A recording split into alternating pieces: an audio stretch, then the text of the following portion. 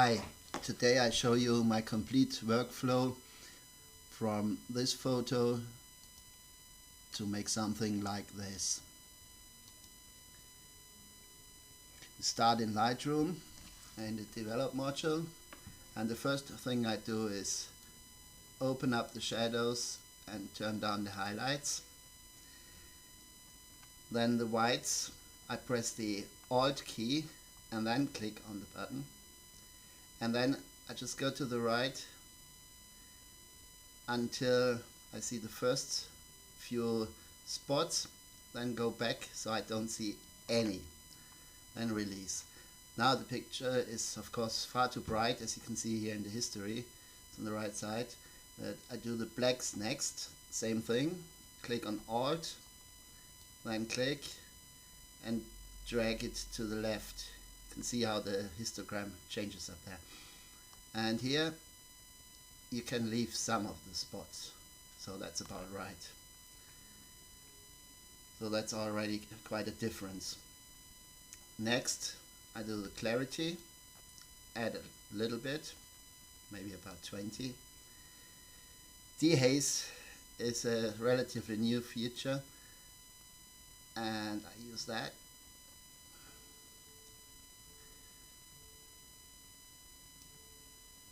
So down a little bit, give it a little bit more vibrance, not much. Saturation I usually don't touch. The tone curve, what I do is trying to get an S curve here. Highlights up a little bit and the shadows down a little bit.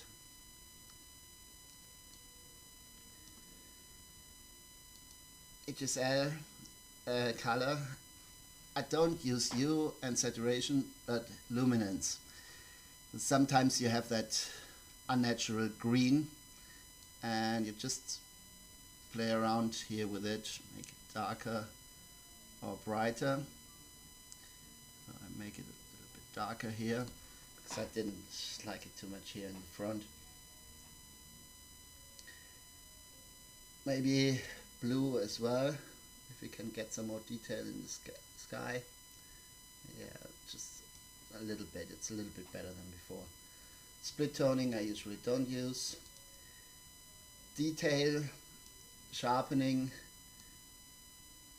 around 80,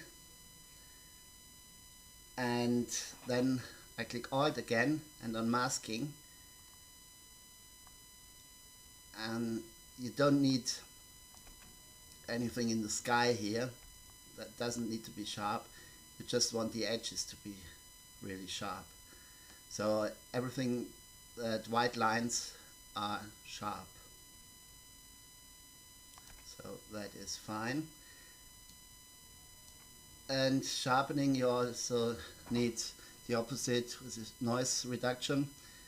And I usually count to 100. So if I have 80 sharpening, I use 20, around 20 noise reduction. Lens correction, remove chromatic aberration. That is, if the contrast is too stark, you sometimes have that pink or purple lines or green lines, and that helps to remove them a bit. Transforming, I use auto. Yep, that works. Effects I don't use in this case. Usually I do the highlight priority and go down. Oh yes, I do as well. So about 14, 15, that's fine. The last thing, go back up to basics and check the exposure. But as you see in the histogram now, that is fine. It's evenly spread. So that's basically it in Lightroom for this photo here. Sometimes I use gradient, I can show you that now. The graduated filter.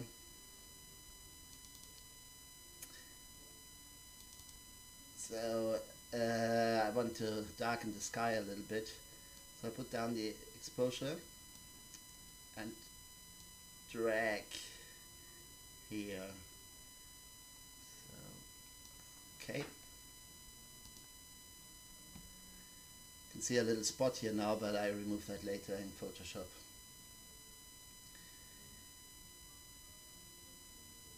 If something is not straight, use the angle tool and just draw the line where you want it to be straight. That is fine in that photo, you know.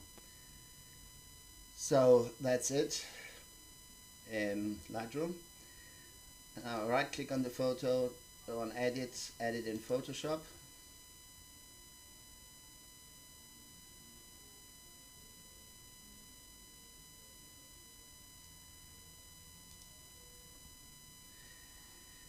Before I start any editing, I always copy the background. You do that with Ctrl J, or you go up here, layer, duplicate layer. This way it's non-destructive, and if you make a mistake, you just delete the layer and the photo underneath is still untouched. So we said we have that spot here. I take the healing brush and just click and it's gone. And what I don't like is that little branches down here. So let's go away, that little tree.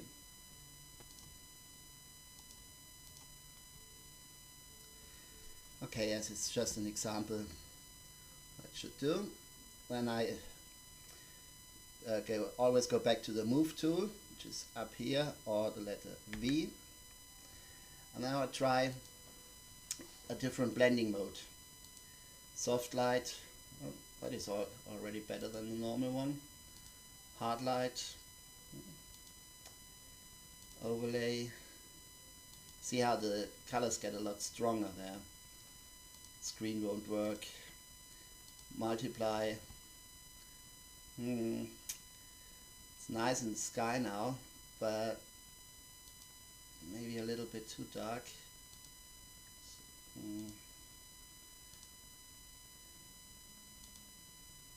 We can go for multiply. Now the trick with the layers, if you press Ctrl Alt Shift E, all the layers underneath get combined into one. As you see here now we have a third layer. On that layer I duplicate it again, Ctrl J, then go to filter. If you have Topaz, I use Topaz Texture Effects, which is great.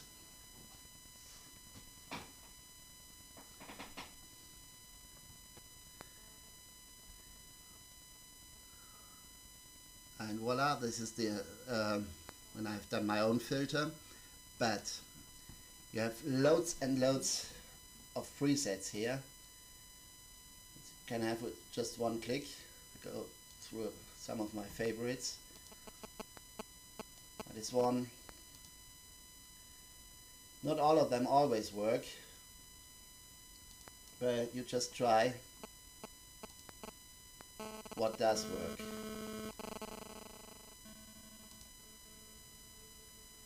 So you get all that different looks.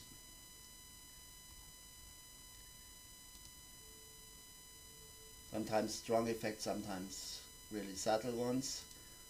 That mauve case is quite nice.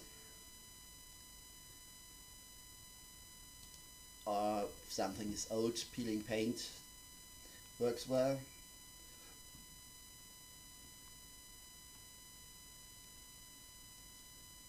Or sometimes twilight, to give it a soft ethereal touch.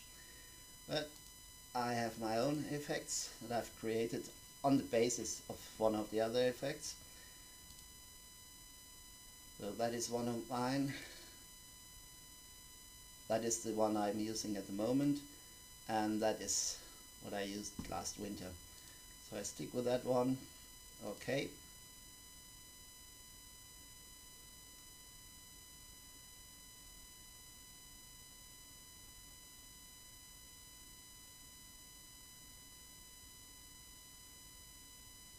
So we have to wait a little bit.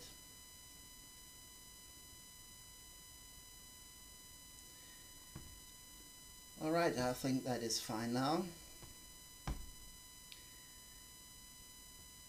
Of course you can add lots more adjustment layers. If it's too dark, use a brightness layer, all levels, vibrance, use saturation. So you can change here the whole look of it very easily. If you don't like it, just right click, delete the layer, yes. And so we're happy with that. Go to the layer, flatten image, and just close it here by clicking next, save changes, yes. I go back to Lightroom, and here's our result.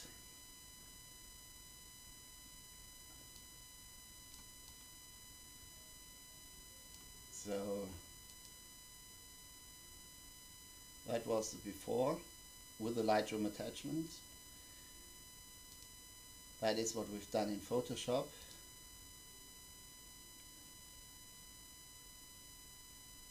And that was the original, from there to there. I have also created my own presets in Lightroom, so I don't have to do all that over here anymore. I just click on my preset or any of my presets, and I've done quite a bit there already, and then just adjust it, tweak it here a little bit. Okay, that's my basic workflow. Thank you very much for watching.